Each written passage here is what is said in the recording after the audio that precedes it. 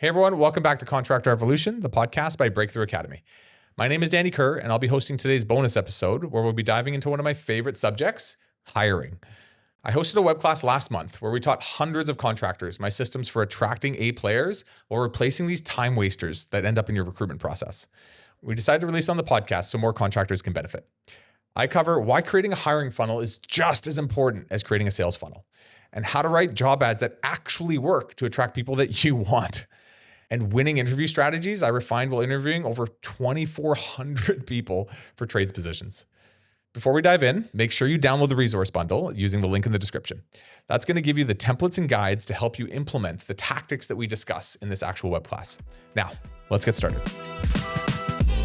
You're watching Contractor Evolution, the podcast by Breakthrough Academy, where we systemize contracting businesses for growth. Keep watching to learn how the world's top contractors scale their companies, build killer teams, and make more while working less. All right, so we have got a jam-packed hour, and it's good timing, I would assume. How many of you right now are kind of in this state of like, it is time to hire our seasonal labor? It's time to build our teams up. The season's approaching. Maybe it's already kicking off, right? It's time. So there's a very timely webinar. We know this. We work with a lot of our members. This is like, and not for everyone. Not everyone's as seasonal as others, depending if you're in some of the southern states, but it is certainly for a lot of us time to gear up. So for the next hour, my plan is to give you some pretty robust tools, templates, processes, ideas, strategies to be able to make sure that your hiring season goes off really, really well. So let's get into a few things here.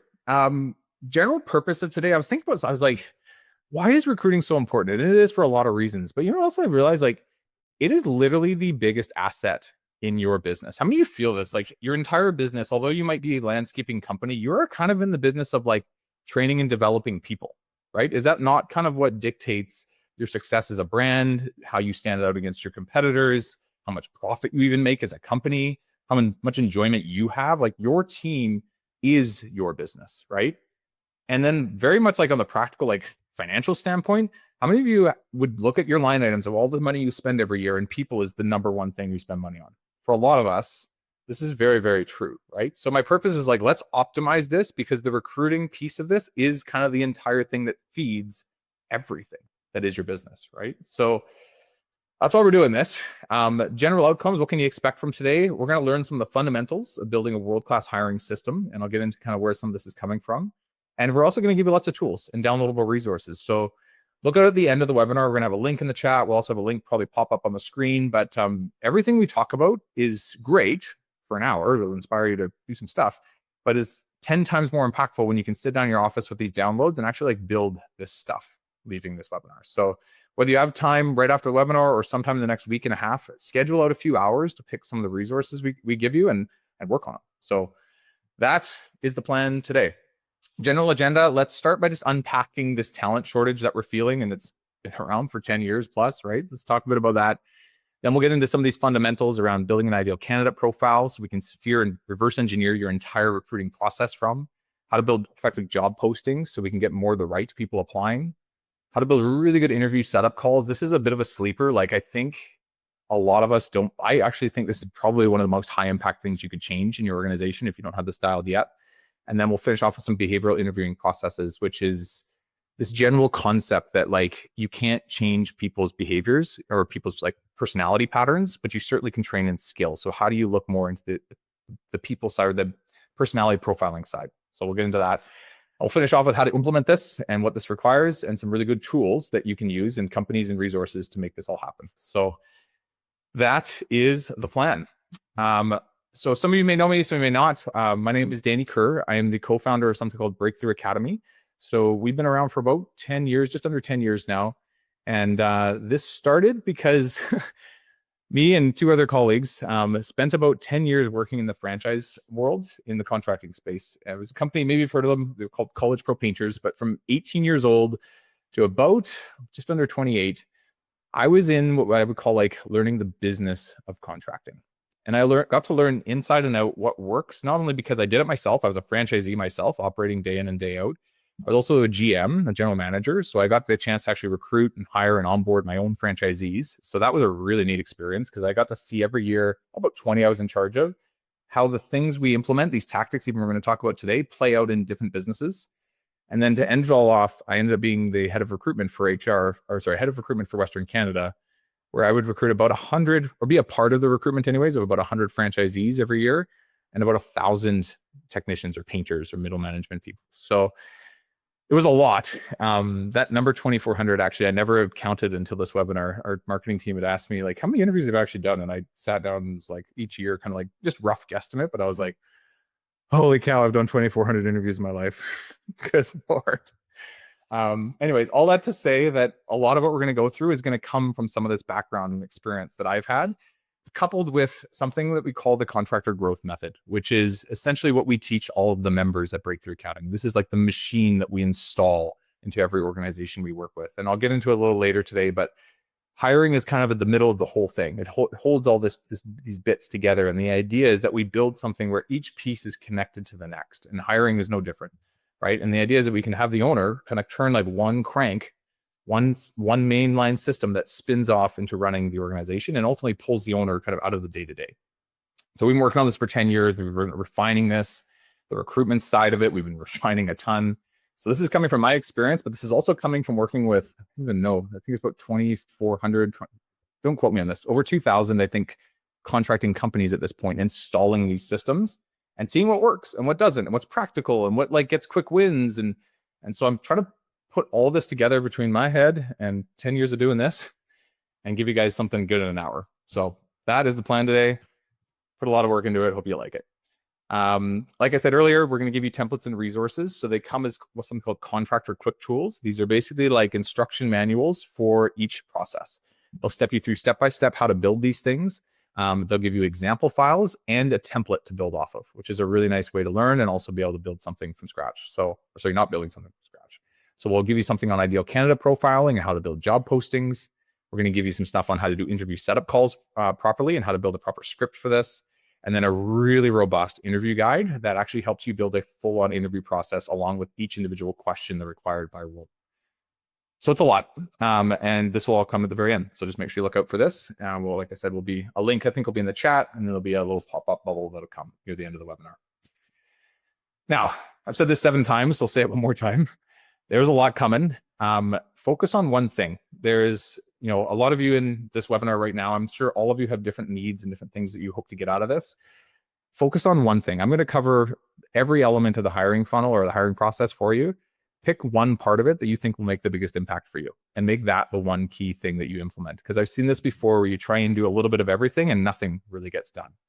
Now, there's going to be some of you that have a lot of this done and you just need some tweaks, which is great. Pick the one thing that'll help tweak it the best. And there'll be some of you that have none of this done. And it's just like 1 or 2 little things you should change right now. And that's totally okay. Okay. So don't try and like take it all in and do it all tomorrow, because it probably won't go the way you're thinking. Now, we've got you guys in the chat, which is good. I would love if everyone could answer me this question. What part of hiring frustrates you the most? And I ask this for 2 reasons. One, to just have some fun in the chat, engage, whatever. But this is also a very real thing for me, because like the more feedback I get in this, the more I can kind of focus on some of the stuff we're going to talk about. So I've got lots to cover, but if I'm seeing like right now, I'm seeing no shows coming up, which seems to be, look at that. Woo, no shows. Yeah. So this is awesome, right? So we have a representative sample like that of what the issues are. Blowing smoke, unqualified applicants, too expensive. What is that? So too much money. Holy cow. They lie. Yeah. We'll talk a bit about that. How to get over that. So no shows, again, lack of quality. There's a lot on no shows. Okay. There is going to be a piece we're going to get into on the interview setup call. I'll take some time. I'll maybe even role play with you, like how I set up an interview really well to mitigate no shows, because I get it. I've been through this. Sweet. Okay. That helps a ton. Keep typing in there. Don't stop. Keep going. Our team's paying attention. They're going to use this for all kinds of stuff to help us build these sessions in the future as well. So all of this is helpful. No bad answer here. Keep it rolling. So let's do this. Let's unpack. Let's start by just unpacking the hiring crisis. Like, what is actually going on? Why is it after 10 years or plus 10 years, this thing is just not getting any better, right? And what I will start with is this.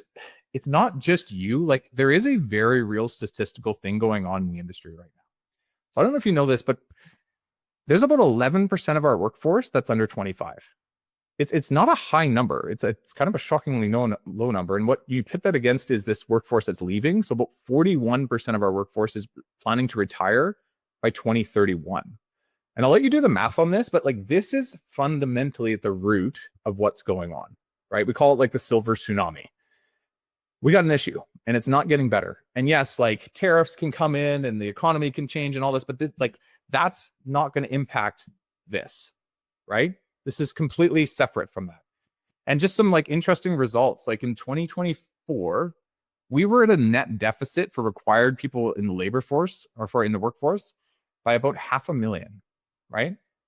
So I've always looked at this and I'm like, we all panic about when the next recession is coming, and we all are like, when is it going to come? Is it coming? Like, and I know I'm watching the news this morning. Like, I get it. There's a lot going on, but newsflash, like the last 10 years, we have been in what we call a recession of people, right? By definition, there is less people coming into the workforce than the required work that they are that the demand is asking for. So this is an issue, and this isn't going to get better. And this doesn't mean it's all over, but what it means is like us as contractors, we have to take this seriously. We have to be better because this is only going to get worse with time. And if we just ignore it and say like, look, maybe when the economy slows down, it'll get easier. Like, I get it. There's some things that'll happen there. It's not going to change the stats we're talking about, right? Now, with all that said, it is also us, right? We have a few habits that I've kind of noticed over 10 years of working with all of you that aren't going away, right? So the first one, it says prioritizing marketing over hiring. Listen, I and my team, we do business assessments for members prior to bringing them into Breakthrough Academy. So we get to actually see their budgets. We get to see what's good, what's bad, what's going on. And I hear this so much. There's this statement that a lot of you say, which is, man, we could do whatever we want. We could grow however big we want if only we could find good people to work for us. Have you ever said that before? Have you ever thought about that? Give me a yes or no on that. How many of you feel that? It's like, if only I had not just people, but good people to work for me, then I could finally get where I want to be, right? And I'm like, totally, I get it. But then I go into their budgets. I'm like, so true statement, you are spending $100,000 a year this year on Google AdWords to get more work and $5,000 this year on recruiting ads. And they're like, right. And I'm like, look, there's so many things we could work on together, but like, this is just an indicator of like the time, money, effort, and energy that's going into what part of the business you need. And I get it.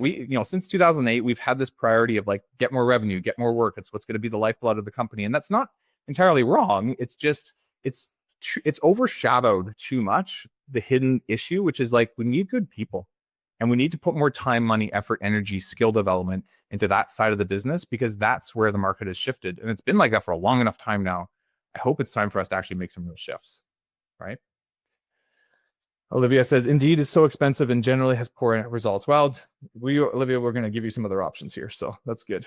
Other one, no investment in hiring skills. So you know what? We're here for an hour. You guys have taken a really good first step, but I'm telling you, like the skill of hiring, like learning, like the psychology of people and high level interviewing and understanding how to build proper process around this. It is more than just like a 1 hour webinar. Like there's a lot to dive into here. You'll see it today.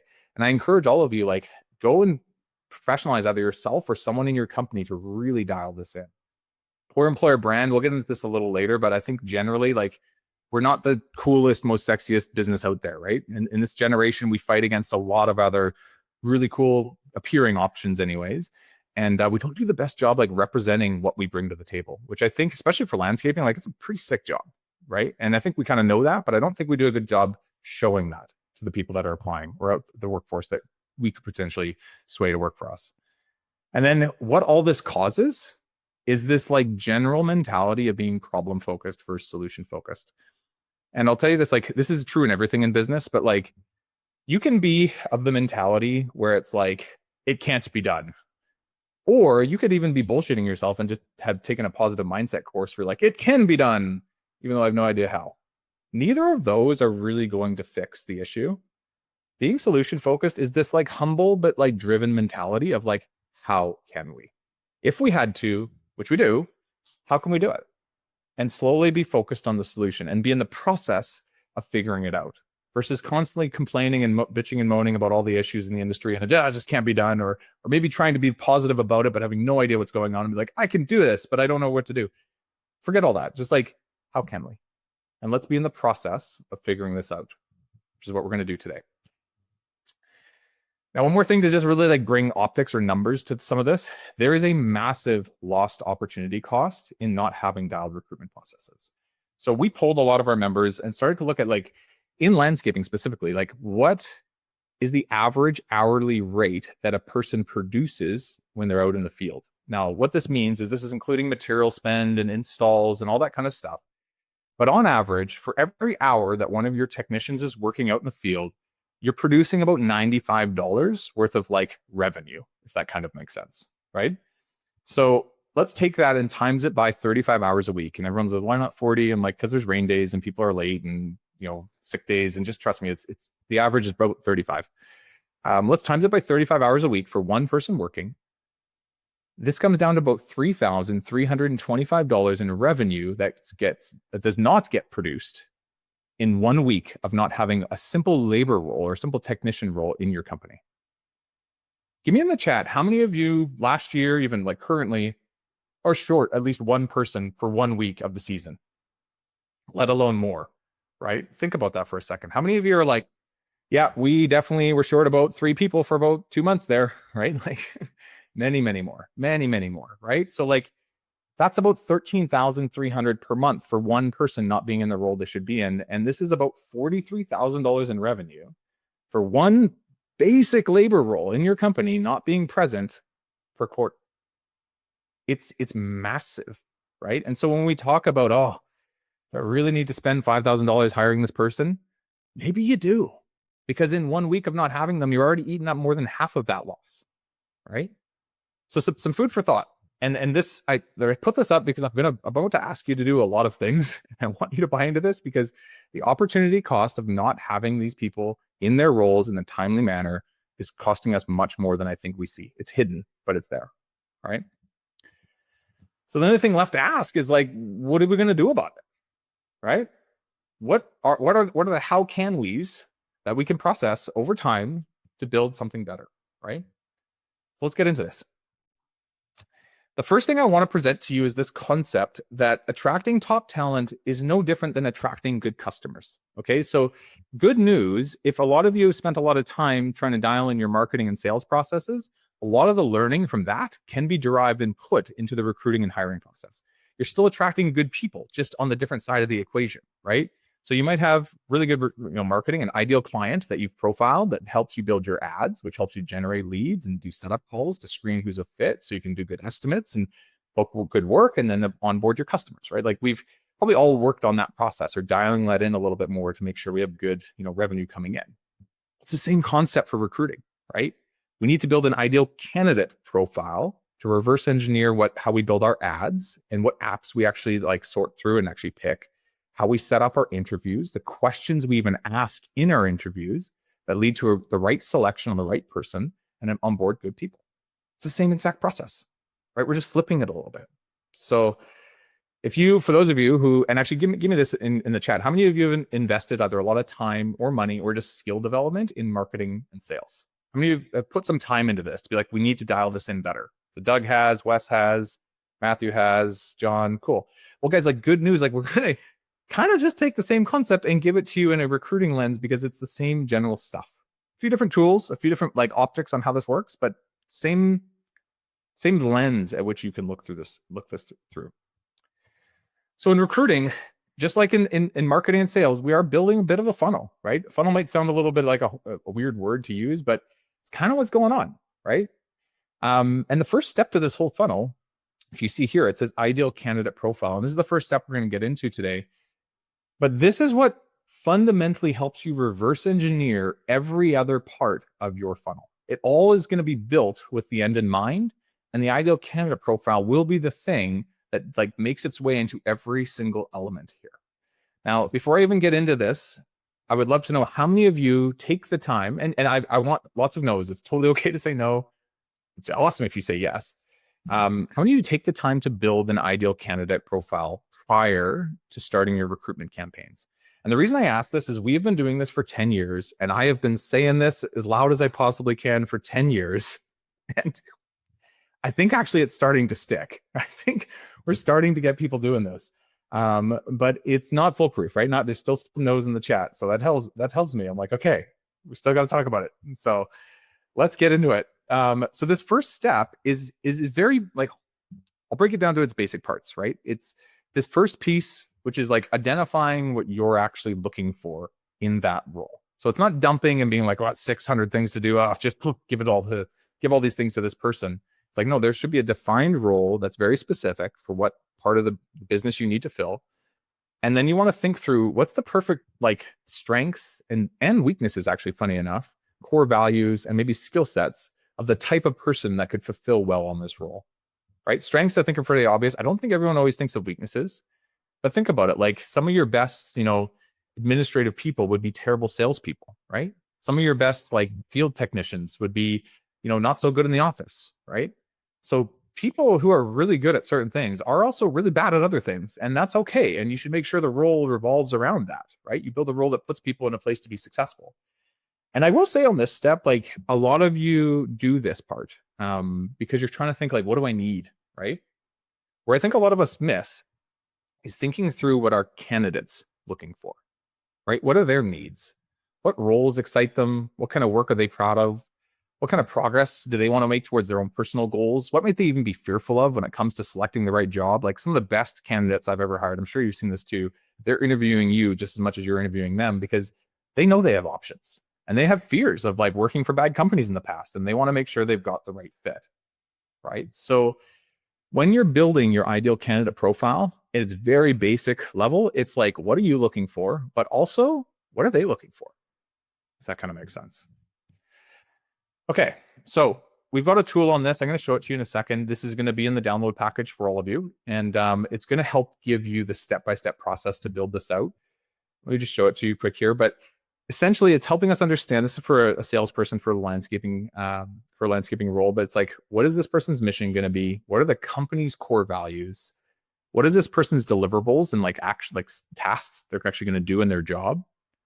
This is interesting. This will help influence our hiring. What natural preferences or abilities does this person have to have built into them? What skill sets or experience should they have? This gets into the needs a little bit. Actually interviewing past people on your team or current people on your team to understand what they enjoy about their role, right? And then actually like what mediums are these people hanging out in? So we're putting our copy in front of them in the right places. I'll give you a cool story on this. Like I followed this process years ago, and still to this day, I will often like take someone out for lunch. So let's say I'm taking, Ralph Smith out for lunch, and I'm going to ask him lots of questions, but I'll tell you one that really opened my eyes, the amount of like shift it had on the entire process, which was, I sat down, let's call him Ralph. Anyways, let's call him Ralph for now. And I was like, man, like, what do you love about your job? What do you hate about your job? What gets you up in the morning? Why do you stick around with me? Why did you start with me? Like, give me your internal motivation because I want to understand it better. So we had a good lunch for about an hour, and he started to go through things. Like, he's like, I love that you're my coach kind of more than you're my boss. I love that you give me kind of freedom and autonomy to drive my own crews in my own way and think my own strategy each week and how I want to plan everything out and go execute on it. And I love that I get bonuses for hitting the goals that I hit. And he kind of finishes it off with me. He's like, Danny, I used to be the quarterback of a football team in high school, and I get to take that same mentality and I just apply it to working with you and your crews. And it's fun. And it's like what I grew up doing. And that's, although I'm like doing like, for me, it was painting. It was like, although I'm like painting houses every day with the crews, it just feels more like the sports I used to play. And it kind of shifted everything. And I'll give you a really example of the first thing it shifted was my ads, right? My ads at the time said, need project manager, drive company truck, competitive salary, but whatever. And I erased the whole thing. And I was just like, need a quarterback to drive our crews day in, day out. Wish you had more of or sick of a boss. Wish you had more of a coach. Love freedom and autonomy and how you operate day in and day out. Wish you could score touchdowns every day, but actually get paid for the goals you hit. Boy, do we have a job for you, right? And I spoke to my ideal candidate. And I'm telling you, the fundamental like shift every week from there was massive. Now, I still got all the random Tom, Dick, and Harry's applying. You never read my ad. It's going to happen. But I like once to twice a week got these like athletes applying to me. Some of them had painting experience actually too, which was kind of neat. And they're like, Danny, and they would write me things like in the email. They're like, Danny, like I read your ad and like spoke deeply to me and like who I am. And we need to chat. Right. So if you're trying to compete on ads and just every 3 hours trying to repost so you stay at the top of the thread and you're just trying to play the volume game, I'm telling you, you're gonna lose. It's quality over quantity here. And you need to take time to understand what your people are truly looking for and what matters most to them and hit them where it matters. Right. And the only way you're going to really pull that out, I think, is to speak to those who are doing exactly that, that are A players on your team, or maybe on another team that you know, that you can actually get that language from. Don't assume. Right. Okay. So let's get back to job postings and application generation. What am I saying? To sum it up, focus on the candidate, not just the job, right? Sell the job rather than just describing it, right? Make it real, make it emotional, make it what they're looking for. This is all in the service of attracting the ideal candidate. I don't need more applications. I need 1 or 2 or 5 of the right people, right? It only takes 1. It doesn't take 400. I can play the numbers game. I get it. I've done it. I'll tell you, there was a time in my career where I had 100 resumes a day coming into my inbox. And if anything, if I was too broad, it was causing a slowdown on the front end because I couldn't filter through everybody properly. And I was missing good people because my ads were too broad, right? And then at the bottom, there's a bit of a processes, but like focus on a very clear call to action. So I'll just show this to you quick because we kind of like went into it a little bit, but like this is an example. You'll get one of these of what this can look like, where you're like speaking and asking questions to your ideal candidate right out of the gates. You're speaking about the company, but in light of what matters to your ideal candidate. You're talking about the role, but again, in light of what matters to your ideal candidate. And you're talking about the like actual like things that they're going to be doing, but in light of the actual like needs of your candidate, right? So you're focusing in on this probably similar stuff you post, but not your own assumptions or things you think are great. It's what matters to them. If that makes sense. All right. Some other things you can do, right? Posting on job ads is great, but your brand matters. And I think a lot of us sleep on this. I think if we do brand development, it's all about what our customer wants. It's all about what our ideal customer is looking for and what they want to feel and how our brand interacts with them emotionally and all this stuff, right? All this marketing stuff. But what do your ideal candidates want? And does your brand angle towards that as well, right? So things from, how your join the team page looks like on your website or having a join the team page on your website to how your social media shows, right? And this isn't crazy complicated stuff. This is probably hiring a videographer to make a really good video for you, maybe a photographer if you'd like, or even just using your iPhone and capturing your people doing what they do best, right? Highlighting what they love about their work here and making your people feel heard and focusing a little bit more on your people and your jobs, but not just your jobs. Whereas I think when it's all about customers, we're busy showing the work that we do and the jobs that we've created the jobs that we've built out or the projects we've done. It's like, what about your people? What about their stories? And I think your customer will also appreciate that because they're hiring your people and they get to know them ahead of time. What a cool way to just be transparent and authentic, right? So anyways, I've got, I figure I'll show this really quick, but I've got these exact examples here. This is Renova Exteriors. If you want to check out their website, renovaexteriors.com, they've got /employment. You should be able to find them on the join the team section, but they've got a phenomenal video that just speaks to the ideal candidate. Everything that's built, everything that's built in this video, all the copy, everything is basically there to say like, we get you and we want to work with you. From there, we've got his social media page. This is kind of exactly what I was just showing you, but they've still got stuff about their work and their jobs and what their company's up to, but lots of stuff about their people, right? So don't miss on this. It's not as complicated as you think. And it's just a slight shift in who your target is. It's your ideal customer, but it's also your ideal candidate, if that kind of makes sense. Okay. Now, we've got these ads. We've figured out this copy. We're starting to post online. How do we source resumes? Now, there's so many things, and I've had a big session on this before where we can talk through all the tactical strategies. I've had a bit of a shift in the last year on just looking at like who's really good at this in the industry that is just going to trump any effort that we put in as individual contractors. And that's not to say you shouldn't go do all those things. I still think you should. We've got 2 vendors that we work with now at Breakthrough Academy called Contractor Staffing Source and HireBus. These guys are like changing the game. how do I say this? Going back to that like missed opportunity of having somebody not in their role for 1 week is a very dangerous thing to do, and just to rely it all on you and your new learning of how to generate app flow. I highly recommend you check these guys out. And actually, Aaron, if you want to throw them in the chat, their URLs, I think that would be amazing.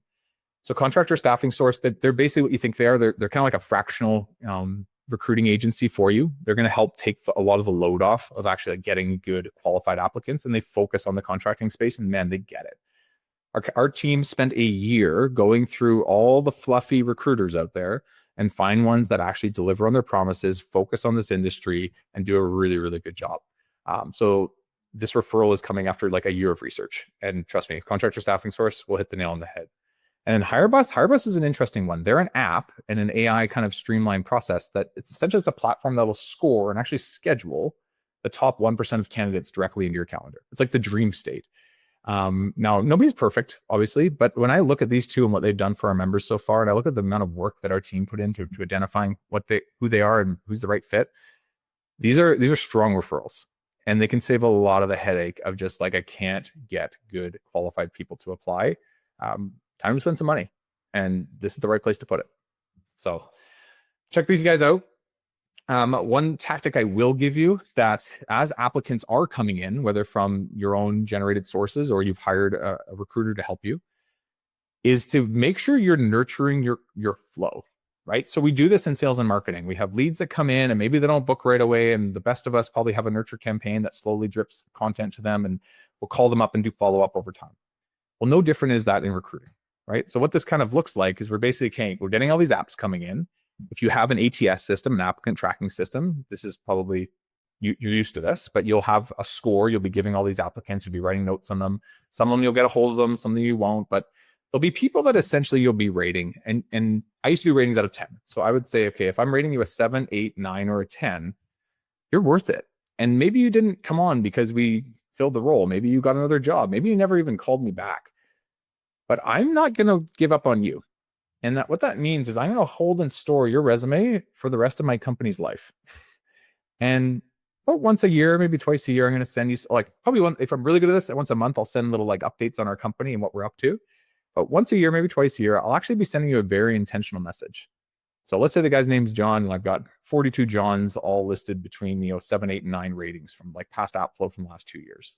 I'm like, hey, John, our company XYZ is currently looking for a person in XYZ role.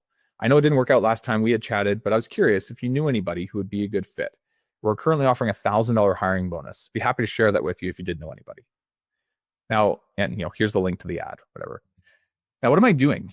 I'm re-engaging them, which should they be interested, because life has changed for them, I might have somebody that I really liked in the past come back into my flow. And if they're busy, which maybe they told me they were, or I never got a hold of them, I don't want to be too pushy. I'm just saying, do you know anyone? There's $1,000 if you do. And one thing I know is like minds know like minds, right? And you're building what I call your bench. So all that time and money you're spending on generating app flow doesn't come in the door and get thrown away and burned at the end of the recruiting stint. It's reused over time and recycled. And not only are you re-engaging your app flow, but you're also getting some of their referrals coming in. And the bigger this gets over the years, the more of a bench you have to basically self-fulfill, which is massively powerful. Does anyone do this? Give me a quick yes or no. Does anybody do this currently? You have basically apps coming in, you're scoring them, you're holding them, you have some like nurture cadence potentially where you're letting them know updates on the business. And then you also have these kind of like call to actions once or twice a year when you're really hitting hiring hard to see if they know anyone and offering some money behind it. Good. Julia will start. Okay. Ashley Smith. Yeah, so a lot of no's. So Nicholas, good. You got this. Susan, sweet. So this is a little like hack that if you haven't started now, now's a good time to start. There's no time like the present. And it should help replenish the stocks throughout every year that you do this, because you're going to be adding to the flow. Okay. Now, what's next? We've got some resumes finally coming in. We're scoring them. We're talking to some people maybe on the phone, and we want to set them up for interviews. Now, I'm going to put a bit more time into this because you guys just told me that the #1 challenge is having people no-show you in interviews. Is that true? Give me a yes or no if that's like the thing. It's like we just can't get good people to show up for an interview. If that's the problem, give me a yes. Give me a quick yes or no. Because I have certainly felt this as well. right? And the best way I can describe this is I set up a full day stacked full of interviews. I'm stoked. I'm like, we're going to find our people. We got this. And then one or two people show up. One of them is probably high on math, and the other guy's like, okay. And I kind of just go with it because I don't have any other options. I mean, how many of you have felt this before? It's just like that day that was supposed to be so good just ends up being the biggest day of waste when I've got so many more important things to go do. And these SOBs no show me. And then the one guy that shows up is like not even present for the meeting. And the other guy's like, okay. And so I just capitulate and I give in, right? So I worked on this a lot. And what I discovered was the number one issue was my setup calls, was my first interaction that I had with them on the phone. Because if I'm talking to them on the phone and I'm rushed, I'm doing 4 other things, and it's just a real quick, hey, John, okay, yeah, we're interested in you. Can you meet? I'm at the office 4:00 tomorrow. Okay, I'll see you there. Bye. These guys don't show up, right? And even if they're really good, they won't show up because that's their first impression of the whole process of working with you in the company.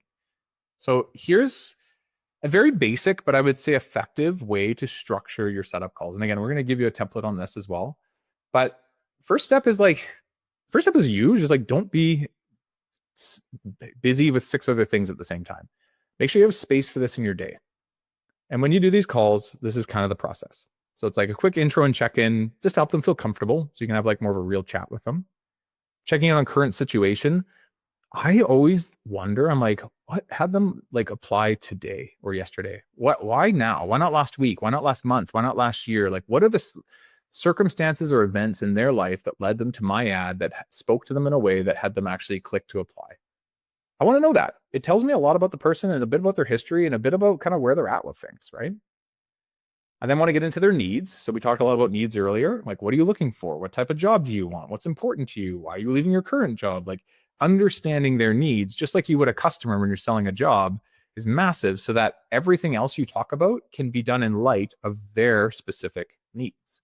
So if you see step 5, helicopter tour, that's what we call, imagine like a helicopter where you're like rolling over the company and rolling over the job and you're showing them this is what it kind of looks like, right? Verbally while you're talking. But I'm only focused on the elements that matter to them, not doing verbal diarrhea of like all the things that matter to me in the business and brag. It's like, no, what matters to you? Cool. Let me tell you a bit about what we do here at Transformation Landscape. Let me tell you about the role that we've devised here and what it's all about. But it's all in light of what matters to them, if that kind of makes sense. I'll then go into past work experience. So great. So where have you worked in the past? What have you done? What did you learn from that work? What's brought you to the path throughout today? So just going a little deeper on the past roles and jobs that they've done. Again, for me, to make sure like I've got someone worth sitting down with. And then here's an interesting one, number 7, deal breakers. Have any of you ever hired somebody and like, whatever, a month in, you realize they're allergic to grass pollen? Or like they have no way to get to work? Like, give me a yes or no on this, but how many of you have like, you just missed like a super obvious, simple thing that like, they're actually a really good person, but you just never thought to ask? I'll tell you a funny one. So I'm in the painting world. I heard a guy who was colorblind and I never knew until he went and painted a red house, which is, this is paint stuff, but like it's low hide. So like he's painting it and it just doesn't cover at all. And he's like, it looks great. And I'm like, what is going on? And he's just like, oh, I forgot to tell you I'm colorblind. I was like, oh, I should have known that. Anyway, deal breakers. They're simple things that have caught you off guard in the past that they're good to have, usually in checklist form on your form. So you're just making sure you're checking off. Do you have a way to get to the job site? Are you allergic to grass pollen? Whatever the things are that have tripped you up in the past. And that list can grow over time as you learn, but you get them out of the way right in the setup call. So you're not setting up people that are incapable of doing the work, if that makes sense. Pesticide license. There you go. It's a good example. So there's that. And then you're tight for time, but I'm going to do this quick. To make sure people show up, this is the process that matters. And what I will say kind of like kicks it off at the very end is what I call interview setup and expectations. And actually what I'll do is I'll role play this for you if you guys are struggling a bit with this, just to show you the thoroughness of this and how I kind of ensure commitment on both sides. Okay. So let's just say I went through this with a guy named John and I'm like, John, awesome chat today. I appreciate your time on this. I learned a lot about you and hopefully you got some of your questions answered as well. Based on everything we've discussed today, I actually do think this is very much worth our time to set up an actual part interview to get to know you a lot better and see if this actually would be a fit to work with us. On your end, just on what you know so far, like, is this something you would actually like to do? So I'm checking with them. I don't want to like sell them into coming and have them just no show me. Like, let me know, like, is this something you actually would like to do? Cool. Awesome. So next steps is I'd like you to grab a pen and paper because I've got it, or something on your phone on your notes, but I want to go through a few just logistical things with you and make sure we both got a really well set up plan for this interview. So first off, I've got time on Wednesdays and Thursdays, and I've got basically space at 9, 9, 11, 1, and 4. What time works best for you? Because I want to make sure this is something that you're not late for and you can come prepared for. Cool. 4 o'clock on Thursday. Sounds good. So write that down. I'm going to meet you at the office. This is our office address. So 123 Fake Street, whatever the address is. And I want to give you a bit of homework too, because as much as this interview is going to be about me understanding you and whether or not you should work with us, I also want you to take some time to get to know us and make sure this is the right fit for you. This is a two-way street, right? You're going to work here for 40 hours a week. I want to make sure this is like you're stoked to be here. So check out our website, check out our socials, look into us a bit, and come with 3 to 5 questions of things that you would like to know more about. And I'll start the interview even with those questions. So come prepared and let's dive into those a little bit. I think it's really important. This is kind of like a two-way thing. That sound fair? Okay, cool. Other than that, John, anything else on your end that you have questions around? You're good? I actually have one other thing. Actually, I'll have you write down here. I want you to write down my phone number. It's whatever, 123 phone number. The reason being, I've got a pretty packed day that day. I'm going to be meeting with lots of different people, and I get it. Life happens. Maybe you can't find the address or something shifts for you. I would just love a heads up. It would just save me a ton of time. I'm sure it'll save you a ton of time. And I don't want any complications between now and then. Is that fair? Just to respect both of our time? Cool. Give me a call if you need me. If you have questions between now and then too, happy to pick up the phone and answer them. Fair? Cool. All right, man. Well, I look forward to seeing you at Thursday at 4 o'clock. Let's rock and roll. So bring some questions with you, and stoked to see where things go. Anything you pick up on step 8, and remember, that's just step 8. There's 8 steps here. But what is it about what I've done there that you think would help ensure a higher level of show up happening? Right? What are some of the things you identify? Can we have that script? Well, it'll be on the recording. It'll be on the replay. So, and I'm sure AI can take it off from everything I've just said. But it's thorough. It's caring. I'm teaming up with them more than like domineering them. I'm showing their best interest and my best interest. I'm giving them some homework, which is interesting because I'm keeping them aware of us and thinking about us between now and that next interview, right? I'm providing lots of direction and clarity and making sure it's written down because sometimes people just forget to and then they panic and they're like, I just want to go, right? I'm removing as many barriers as I can and making sure we have the best humans showing up for these awesome interviews that we're going to do. Okay? So again, for time, I'm going to move forward, but this is a tool that we have.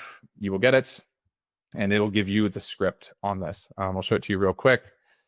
Over here. Yeah, this is kind of what it looks like. It's got a full walkthrough. It's got hints from our coaches and step-by-step process on how to build this and an example file. And then it's not in here, but a template that you can build your own as well. So this should give you a lot of direction on how to do this well. Okay. Okay. Where are we at now? We finally are at the interview process.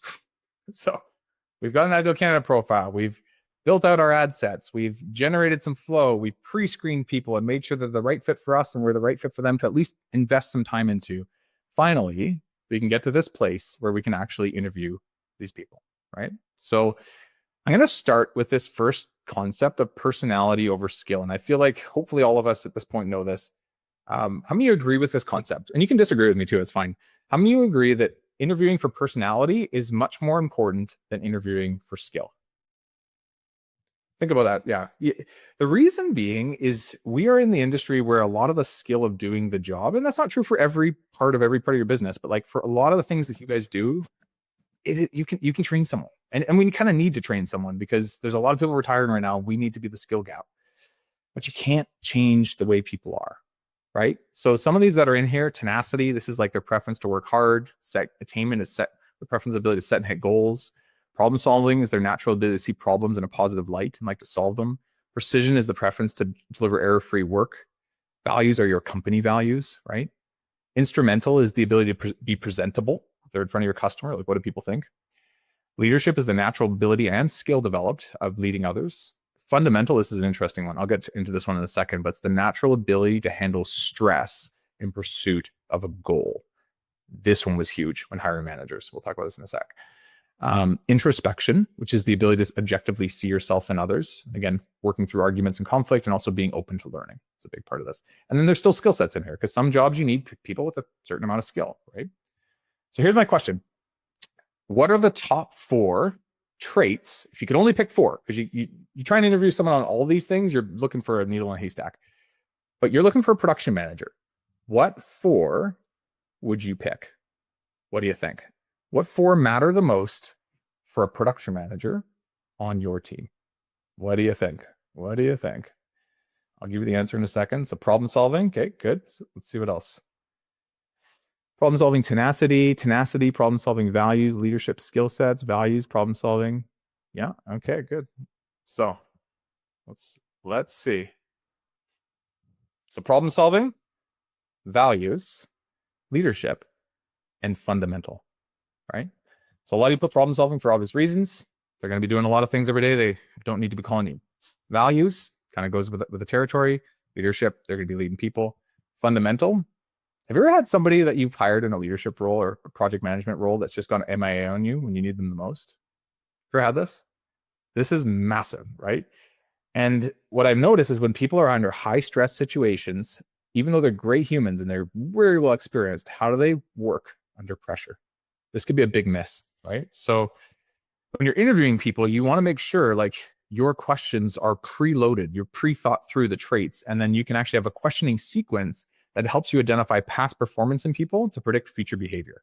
So you're not asking these like leading the witness questions because you're kind of not prepared, right? So on the story of fundamental, it's like, do you handle stress well? Yes. Perfect, right? Like, of course they're going to lie to you. Like, there's no context. You don't even know what that means. Versus like, tell me about the most stressful work situation you've ever been through. What made it so stressful? How did this process, or how did you process through this? What did you learn from this situation? Or we're getting down to the stories so we can deduce whether or not that's a valid example or not. And it's much harder to lie to us because we're adding into the details, right? We're going from like, I always think of like a stick person in my brain. I'm like, no assumptions, just stick person, white background. And then I'm asking questions to create an HD picture of what these situations look like. And I'm telling you from years of doing this and the 2,400 interviews I've done, you can't change people. So if they don't fit the criteria or they don't have examples that fit or the examples aren't quite right, I'm telling you, take off the rose-colored glasses. Like these are your cues that like it's not going to be a fit. Okay. So the hiring templates that we're going to give you are super robust. It's a 24-page document that walks you through how to build this. And it also gives you, of those 10 traits, every single trait with a walkthrough of questioning sequences on how to break this down to really get to the meat and potatoes of all this stuff. Okay. This is a skill. This is something that even though I give this to you, it'll take you a couple years to really hone in. But by using a standardized way of interviewing, you can start to get better at it, improve over time. So quick tips, personality over skill, right? Probing questions, that sequencing to get into open-ended questions and getting right to the root or the stories. So we've done a lot. Let's kind of bring this in for a land-in, right? What have we talked about? We've talked about the ideal candidate profile, how that dictates and influences the job posting, how that dictates and influences the type of applicants that apply for us, how we then do really good setup calls to have better show up rates with the right people and screen out the wrong so that we can take a lot of time, like these are hour and a half long interviews with the right people. And we can build our interview questioning sequence around the role specific personality traits that we're looking for.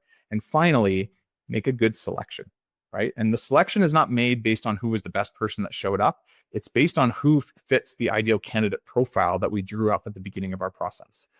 To get away from bias, you need to, at the end of the day, pick who you like and then go sit down and read your ideal candidate profile and how far on or off the mark did you actually hit. And if the answer is this person still doesn't hit the mark, the reality is you got to get back out there.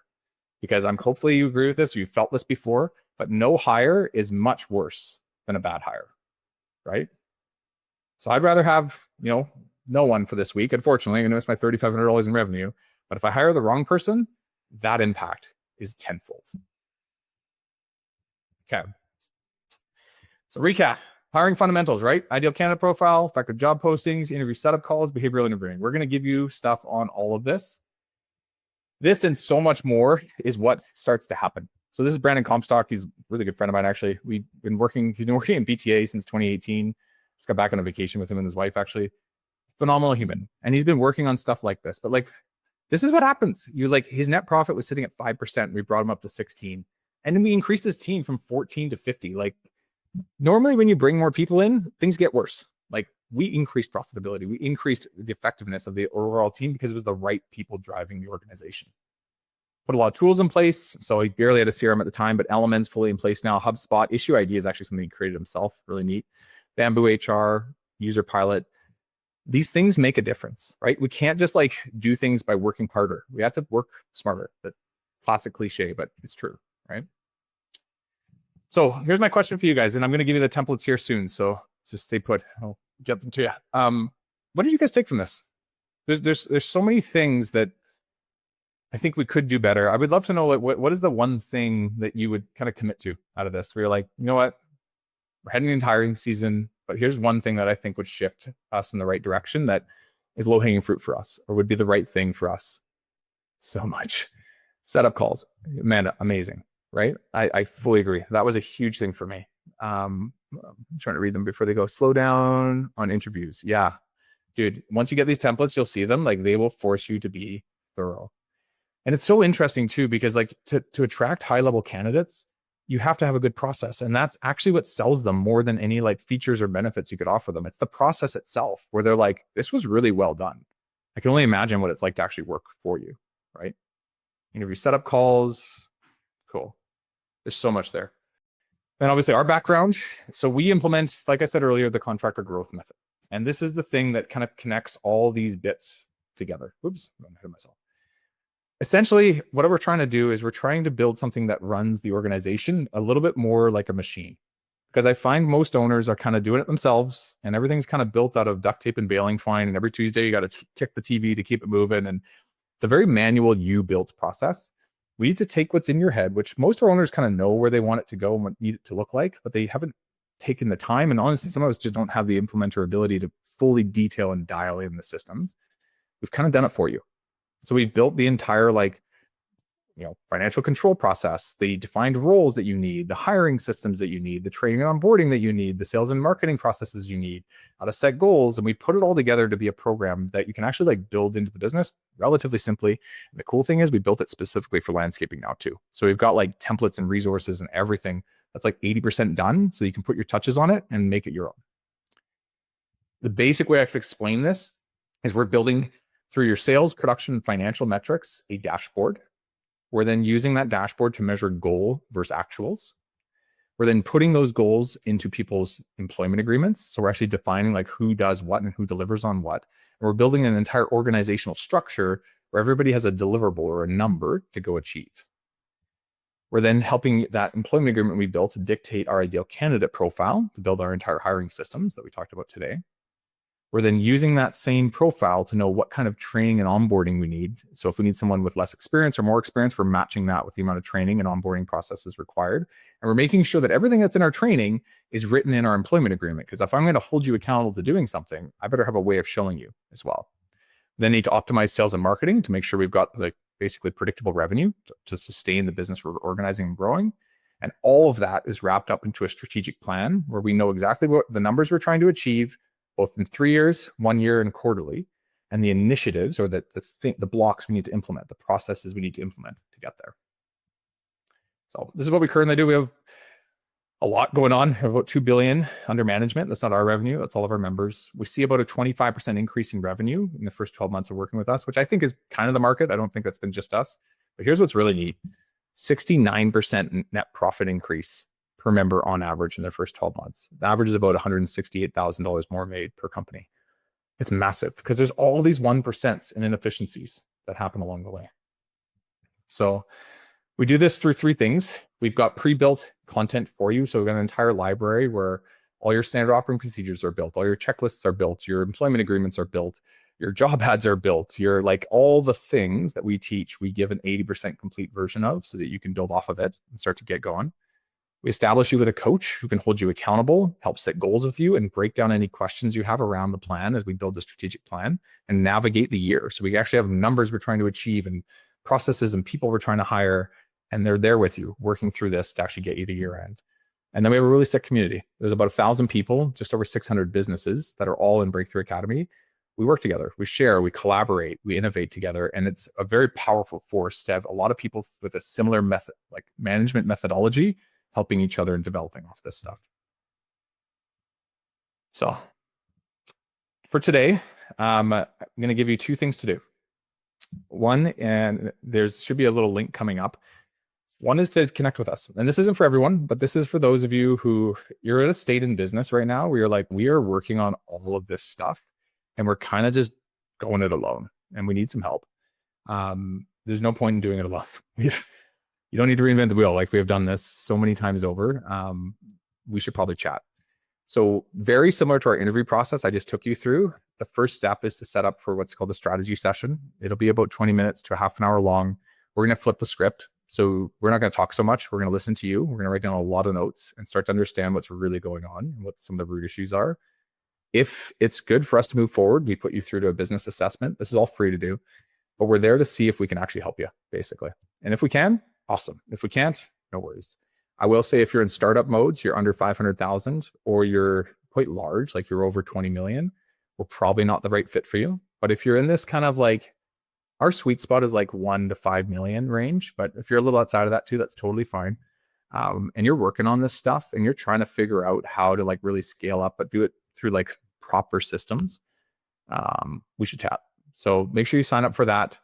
And then also in that same link, there's a click here to basically get all the templates we talked about today. So your ideal candidate profile template, your job posting examples, your setup call guide, behavioral interviewing tools, totally free. So how you do this, there should be a link in the chat, and there's, Aaron just put a link up here. It says Breakthrough Academy, book a call plus free tool. Click on that blue button. There it goes again. And it'll take you through a quick form, ask you a bit about who you are. And there's 2 buttons to press. So there's like, yes, we would like to talk to Breakthrough Academy at some point, and we're very open. So you can schedule a time with us. We'd be very curious just to chat with you at first. Like I said, this is kind of an interview process where we're going to take you through, but we want to make sure it's a good fit. And then there's also one for Greenius. If you're kind of like, man, I could really use some like out of the box training tools and onboarding processes for my people that I'm about to hire, check them out as well. And that gives you a chance to connect with them as well. So it's relatively simple. For us, we're not looking for everybody. We only have so much space each year of members we can take in. But just, again, it's so similar to what you guys are doing. The right fit, we will have a great time together. And if it's the wrong fit, that's okay. We'll get to know you a bit. If it's maybe a year or 2 down the road, we should work together, fine. If it's never at all good. We've got a really cool podcast we'll put you in touch with. And actually, I'll show it to you. Contract Revolution. You can start to get some free content every week from us. And if nothing else, for all of you, whether you're interested in chatting with us or not, start to use some of this stuff. I saw a lot of you said the setup call guide is something you're going to use. Take some time on this. It's a very fun process to think through what goes wrong in interviews and then realize you could probably negate 50 to 70% of it if you just ask the questions up front in the calls. For me, that was one of the biggest things that shifted my show up rates and also just the quality of people that showed up, because you'll see the interview tool that we send you. It's a behemoth. Like, it's not something you just want to go in lightly with. Like, you got to pick 4 traits, and I spend 20 minutes per trait just interviewing on that one trait for a person. So if I've got 4 traits, I'm sitting at like almost an hour and a half of an interview. And I do not want to be setting up interviews with people that are not worth my time and are not going to show up. I don't have time for it anymore because I'm investing in the right people. Okay. Whew. All right. We're at 12:01. If you haven't yet, click on the link, get your stuff. I'm going to stick around too, just so everybody knows, for questions. So if you've got some extra time, I've got some extra time, we'll keep chatting. But if you haven't got these templates yet, make sure you get them. If you want to chat with us, make sure you put down that you do. Depending on how the information you put in, you'll may be able to schedule a one-on-one with us, which is that free strategy session. You may not, depending on, again, we have some parameters. It's kind of like our pre-screening process, but if you do, set up a time with us. It's probably going to be a guy named Paul Page that you're going to talk to. I know him very well. He was an ex-member with Breakthrough Academy, really good human, works with us now. And yeah, he'll take a lot of time just to listen to you and see what's really going on. And we see, like, as you can probably imagine, we see a lot of patterns of what everybody's going through. And if nothing else, give you some good insight and some things to focus on. So that'll be good. And if you want the templates, grab them, use them. Like I asked that question earlier, how many build an ideal candidate profile? There is an exponentially larger amount of people that now do this, because for 10 years I've been like, please use it. And it seems like it's actually starting to happen, which is really cool. It's setting people up for success. So good. Okay. So let me focus here on some of the questions that are coming in. Let me go. How do I get here to the moderator questions? So if there's questions, put them into the chat. I've got someone on my team kind of like copying them and pasting them into a different section for me to look at them. But let me go through some of your guys' questions now and let's see what you guys have. So Sterling Brooks, how do you find people who are okay with seasonal work? We get great people who don't come back after the off season. So Sterling, you have to think again. This goes back to the ideal candidate profile, but like, what kinds of people want seasonal work? And actually, in the chat, can we do this in the chat? This is a really cool place to source this. Of those of you who hire for seasonal work, which is probably a lot of you, what types of people who have a certain kind of lifestyle? There we go. There's one. Really enjoy seasonal work, because I think there's probably more ideas in the chat than I can give you. But yeah, college kids is the one I always used to hire for, right? But there are many types of people with different lifestyles that really love seasonal work. People who travel during the winter, students, 100%. Stacy, thank you for that. What else? Teachers, yeah, 100%. My sister's a teacher, actually. She's off all summer every year. People who enjoy their off-season time. Yeah, we have lifestyle costs. Yeah. Coming in. Desperate people. I know. Folks who have alternative off-season jobs. Snowboarders, skiers. Yes, I've seen that a lot before too, actually.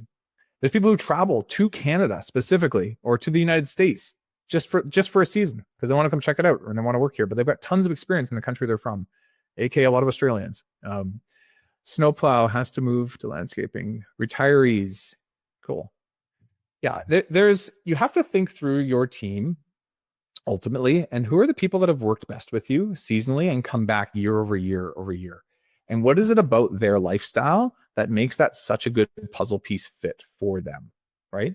And there are lots of people in different scenarios, and we've got a few in the chat, which is really good. But it's not about hiring someone who needs to work full time and needs a paycheck to pay their mortgage, because the reality is they're probably not going to be able to with you, and they're going to be under a constant state of stress knowing that the season ends and they're out of work.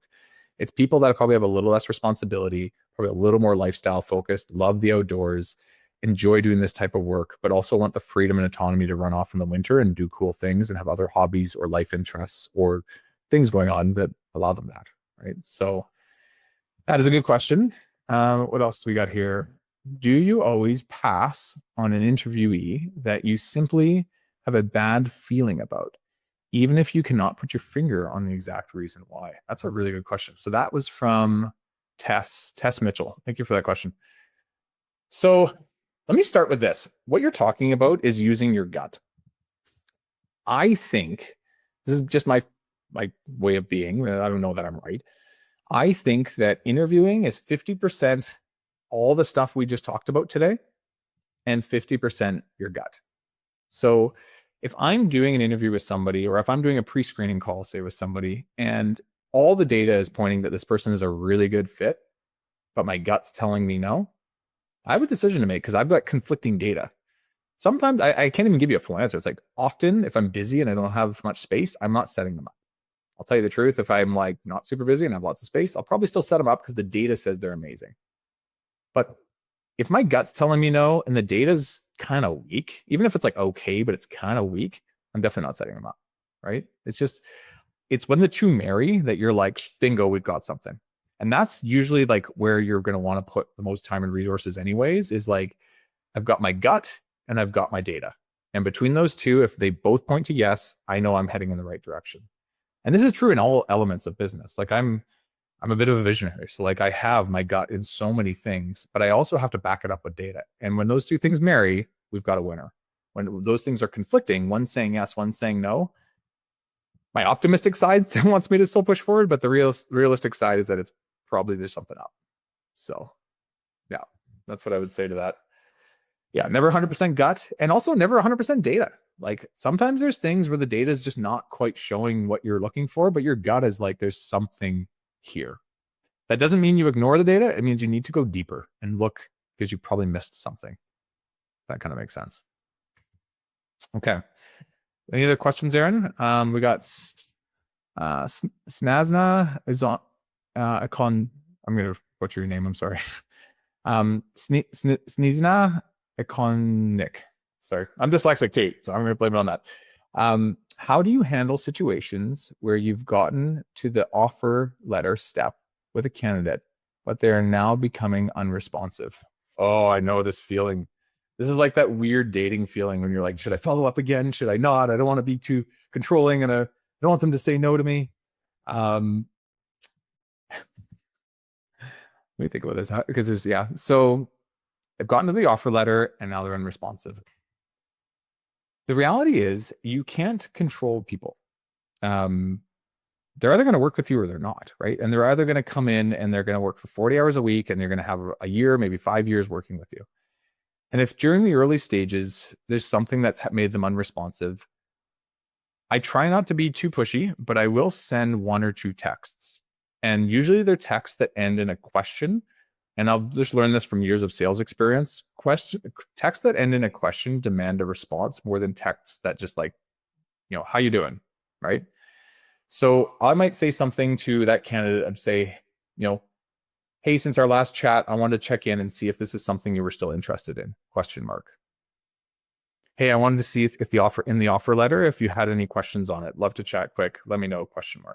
It's literally the question mark at the end that demands a bit more of a response.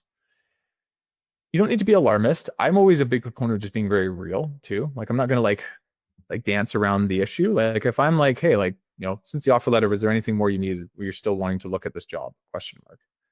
Right? To be fairly straightforward. And just to know that like you can't control people. So you may have loved them, but something's up and there might be nothing up. Maybe they just were away for the weekend and their phone was off.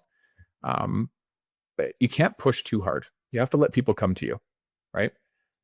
Whenever I think about recruiting, it's like I'm not here to grab you and pull you and force you in. And I'm also not here to do any kind of like weird tactics to convince you to be here. I'm here to do my best job to interview you, screen you, make sure that we have a good like dynamic while we do this so we get to know each other. You get your questions answered. You're about to commit 40 hours a week of your life to me. Like I better be ready to do that. And I'm about to commit, tens of thousands, if not hundreds of thousands of dollars to you and your career. I better be ready for that. We're on the same team. Like, let's take the time to do that. And I found in general in interviews, like I'm not the domineering type. Like I'm not there to like make you feel little. I'm there to work with you. And I'm there to be the professional and I'm there to lead the way. And I'm there to make sure for the both of us that we have our best interests in mind, that we get a good fit. So I'll give you this thought too, actually. I don't actually teach this because I don't recommend it unless you've got like a couple years of reps under you using that interview template I showed you. But you know what I do that sells people the most into wanting to work with me? I slow down at the end of the interview and I go through all the preferences and abilities that I've identified with that person. And I put my books down and I just say, hey, John, like, awesome chat. There's some things in here that I really like. I think would be massive strengths for the role we're looking at here. And there's some things here that I would really have to work on you with in order for you to kind of be, to be able to make this happen. And I give them real raw feedback. Now, the reason I don't teach this and the reason I don't recommend this to anyone is if you don't have the reps to know that you're right and you give the wrong feedback, it has the opposite effect. But when you can nail it and going through tenacity or going through fundamental or attainment or any of these preferences we just talked about, and you've got specific life examples to point to, it's the first chance to kind of be in a coaching relationship with them. And what I've heard most candidates say that are usually really good candidates is like, man, if you've learned that much about me in the last hour and a half, I can only imagine what it's like working for you. And I've always sold people on the fact that, like, I call it the prove it process, that it's real, that we're actually doing some productive work right now than just the promise of more pay or better times or cool barbecues or working outside. I've always been very practical and just being like, let me just prove this for a second because we spent an hour and a half together and like, let's talk about whether or not it's a fit. Here's some things you do really well. Here's some things I think you need some work on. What are your thoughts on all of this? Right? The good candidates are drawn into that. The bad candidates hate it because they're just like, you don't know me, and they back off, right? And they don't want feedback. That's actually a sign of introspection. But you can really mess this up if you're wrong. If you give feedback and you're a little off on your mark, they'll lose trust. So user be warned, don't probably use that as a strategy, but that is one way that I sell in a very like real way, I guess is a good way to put it. from a few people. Do you work with non-landscapers, so remodelers and electrical? Yes, that's a great question. So painting, sub-trades, so electrical, plumbing, drywall, things of that sort, HVAC, roofing, contractors too. So we have a whole contractor sector to what we do. Landscaping, did I say painting already? Am I said painting? Yeah, and then services too. So like, well, landscape maintenance, junk removal, window cleaning. So we have different kind of sectors or lines and process templates for each kind of like sector. And yes, so we work with people outside of that, but it's all, everyone's within the contracting space, if you know what I mean. Contracting and home services, that kind of makes sense. So we do not work with dog walkers, and we do not work with accounting firms, and we do not work with, you know, the white collar trades or the white collar world who work with the trades. So there it is. Painting, landscaping, construction builders, roofers, electrical, plumbing services. Perfect. Thank you guys. Cool. What else do we have for questions here? Jason Charter. Do you have your virtual assistant do any of this process? So I don't know if I'd have a personal assistant per se. So sorry, virtual assistant. I don't know if I'd have a virtual assistant do a lot of this. Maybe screening and sorting of resumes, potentially. If I'm doing this with somebody, it's somebody that's on the team that works with me closely, that knows us and the company and the culture well, has been a part of the hiring process in depth with me. Because there are just things that after years of reading resumes that I pick up on, there are things that in doing pre-screening calls that I just know how to speak through. And I'm happy to like bring someone in that can do that for me. Like I certainly do not need to keep doing that long term, but I need to be pretty close with them. So like a virtual assistant, probably not the right fit for that type of work. Maybe if there's some administrative stuff on the back end, but generally for a lot of this relationship stuff and skill spotting and being able to really see through the funnel of what's going on, I'll be training somebody pretty closely to me that's in the process with me doing it for 3 months, 4 months. And so till they're starting to pick up the same habits and things that I bring in. So I'll be forwarding the resources to the more important guys. Thank you for this. Yeah, no worries, Scott. Happy to help. Stacy, when and how can we access the recording? Aaron, you can. Aaron is Breakthrough Academy. Just so you know, it's going to think Aaron Shield. Yeah, I'll come in about an hour or two. Perfect.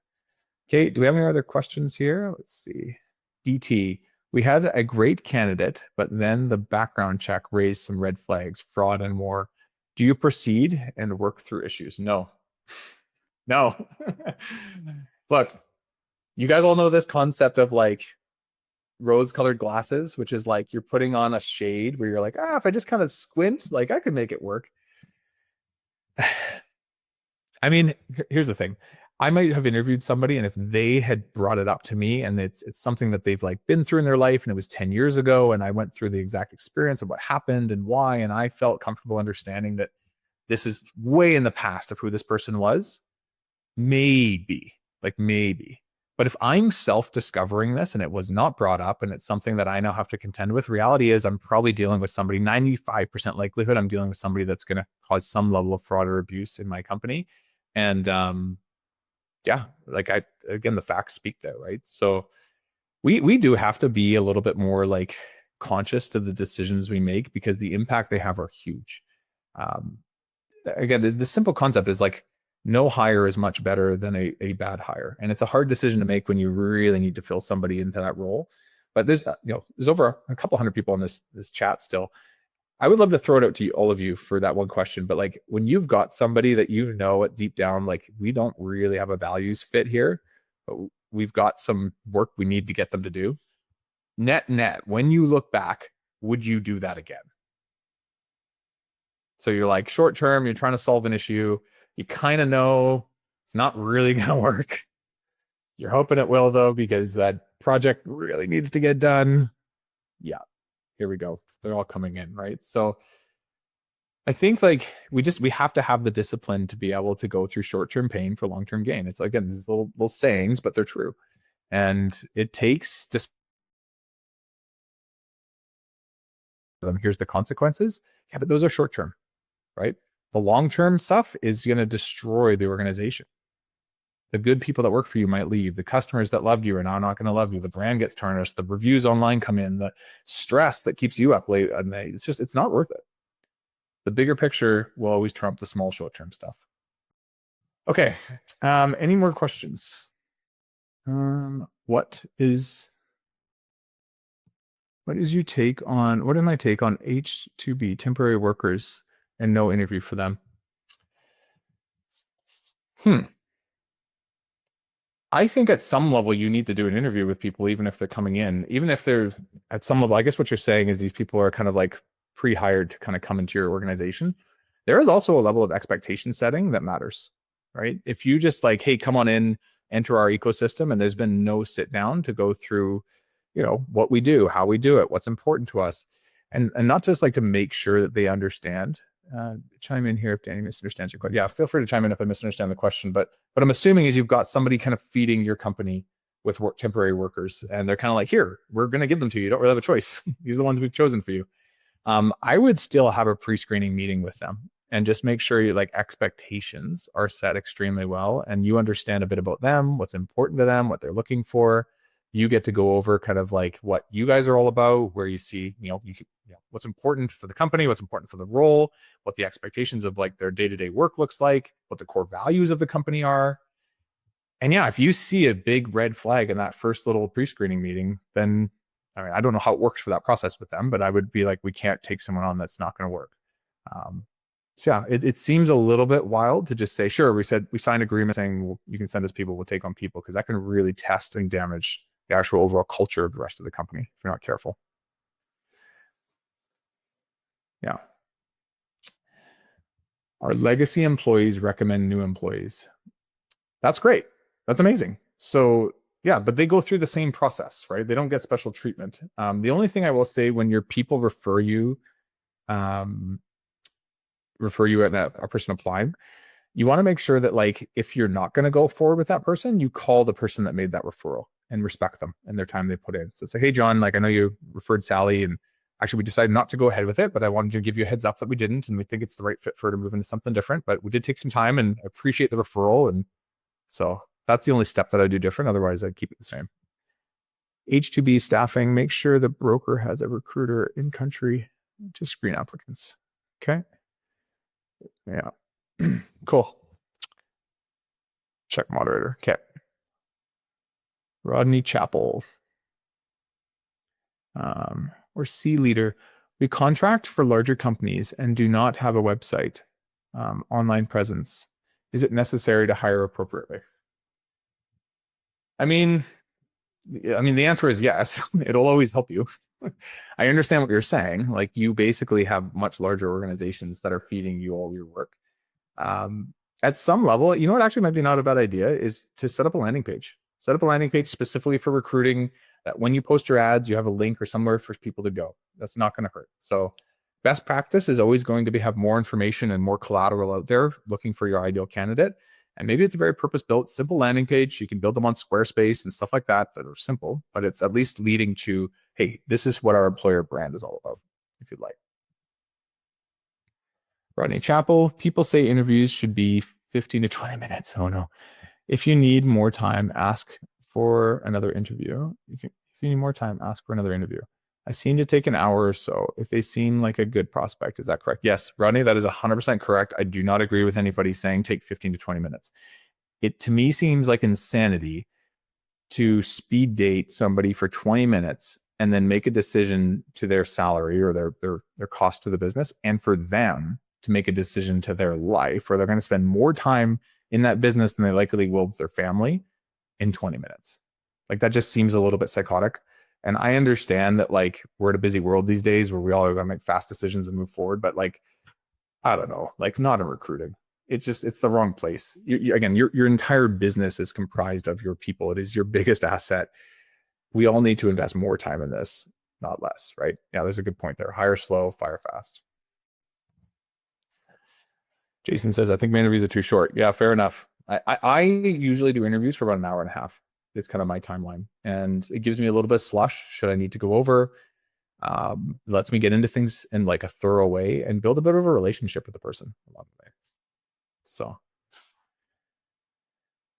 All right. I think my interviews are, yeah. Okay, cool. All right. I'm not sure if we have more questions. You can keep them coming in. For those of you who haven't got your resources, haven't got your stuff, make sure you do. Aaron, I don't know if you want to post it up one more time for those who maybe missed it or just been busy asking me questions the whole time. You can put it up for everyone. There we go. And let's see if we get any other ones while you guys are finishing off here. This was great. Thanks. See you later. You're very welcome. Yeah, I had a lot of fun too. This is a fun topic for me. It's something I've spent a lot of years doing and refining, and there are a lot of us on today. So hopefully this made a lot of impact, which is kind of a cool way to spend a morning. Jess Batch. You're very welcome, Jess. No problem. No worries at all. Yeah. The recording should come in the next hour or two, just so you guys know. Yeah, it looks like it's mostly just around that. So cool. So I'll close this out. If you haven't yet, get your templates. If you want to chat with us, make sure you do. We are looking for a fit in this, just like you will be looking for a fit in this. And like I said, this is a very similar process. If you want to look at Breakthrough Academy, we kind of put you through a bit of an interview process because we want to work with the right people. So make sure you let us know, though, that you want to chat. If not, get your resources, play around with them. Pick, I would say, one of them, like I said earlier, that you can really implement and rally around with your team and make some change. For Greenius or Element, if you're not with them yet, check them out. These guys are amazing tools. For our recruiting organizations, Contractor Staffing Source and HireBus, make sure you check those boys out. Well worth their weight in money and gold. So I hope this helped you all. This gave you something to think about, if nothing else. And happy hiring. Let's go rock and roll. Let's have a good season. Let's find our people. Let's go do some damage. Let's go do some work. The sun is arriving. So the season is getting ready. I live in British Columbia, Canada. So the growing season is 4 weeks away. I got to see my lawn soon. So wish me luck. Okay. I'll talk to you guys later. Thanks so much for watching. If you thought today's episode was awesome, it probably means you should subscribe. You're going to get more Contract Revolution episodes in your feed, and I'll see you next week.